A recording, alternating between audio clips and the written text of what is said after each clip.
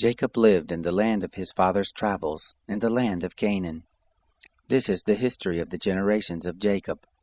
Joseph, being 17 years old, was feeding the flock with his brothers. He was a boy with the sons of Bilhah and Zilpah, his father's wives. Joseph brought an evil report of them to their father. Now Israel loved Joseph more than all his children, because he was the son of his old age, and he made him a coat of many colors. His brothers saw that their father loved him more than all his brothers, and they hated him, and couldn't speak peaceably to him. Joseph dreamed a dream, and he told it to his brothers, and they hated him all the more. He said to them, "Please, hear this dream which I have dreamed. For behold, we were binding sheaves in the field, and behold, my sheaf arose, and also stood upright. And behold, your sheaves came around, and bowed down to my sheaf." His brothers said to him, "Will you indeed reign over us?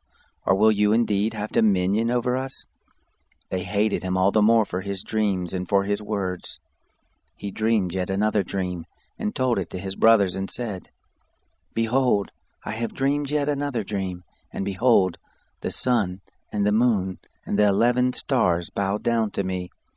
He told it to his father and to his brothers.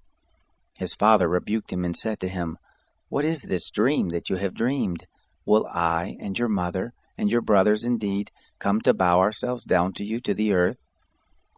His brothers envied him, but his father kept this saying in mind. His brothers went to feed their father's flock in Shechem. Israel said to Joseph, "Aren't your brothers feeding the flock in Shechem? Come, and I will send you to them." He said to him, "Here I am." He said to him, "Go now, see whether it is well with your brothers, and well with the flock, and bring me word again." So he sent him out of the valley of Hebron, and he came to Shechem. A certain man found him, and behold, he was wandering in the field. And the man asked him, saying, "What are you looking for?" He said, "I am looking for my brothers. Tell me, please, where they are feeding the flock." The man said, "They have left here, for I heard them say, 'Let us go to Dothan.'" Joseph went after his brothers and found them in Dothan. They saw him afar off, and before he came near to them, they conspired against him to kill him. They said one to another, "Behold, this dreamer comes. Come now, therefore, and let's kill him, and cast him into one of the pits, and we will say, 'An evil animal has devoured him.' We will see what will become of his dreams."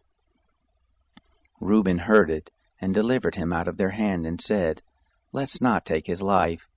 Reuben said to them, "Shed no blood. Throw him into this pit that is in the wilderness, but lay no hand on him, that he might deliver him out of their hand to restore him to his father." It happened, when Joseph came to his brothers, that they stripped Joseph of his coat, the coat of many colors that was on him, and they took him and threw him into the pit. The pit was empty, there was no water in it. They sat down to eat bread, and they lifted up their eyes and looked, and saw a caravan of Ishmaelites was coming from Gilead, with their camels bearing spices, and balm and myrrh, going to carry it down to Egypt. Judah said to his brothers, "What profit is it if we kill our brother and conceal his blood? Come, and let's sell him to the Ishmaelites, and not let our hand be on him, for he is our brother, our flesh."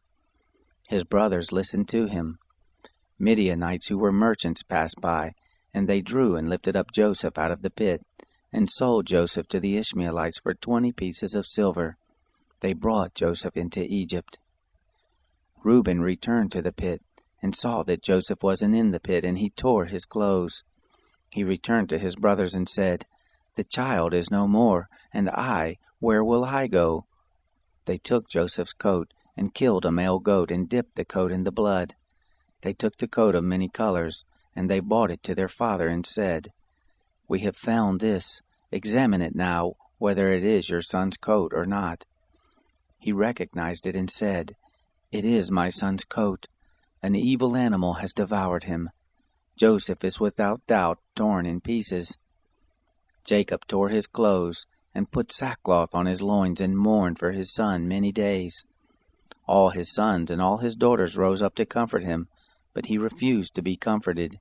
He said, "For I will go down to Sheol to my son mourning." His father wept for him.